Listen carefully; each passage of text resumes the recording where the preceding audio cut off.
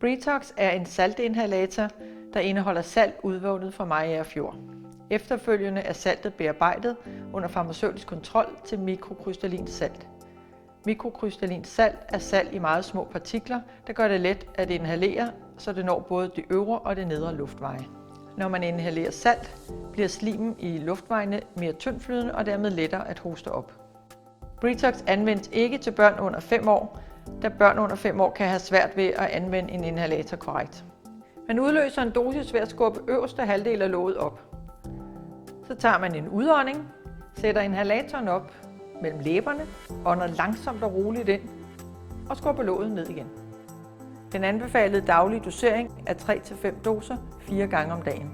Britox kan dog tages efter behov. Højst 20 doser om dagen. Anvendelsen af Britox erstatter ikke lægeordineret medicin, og det er vigtigt, at man fortsætter med at tage sin medicin, som man plejer. Britox kan købes i håndkøb på alle apoteker.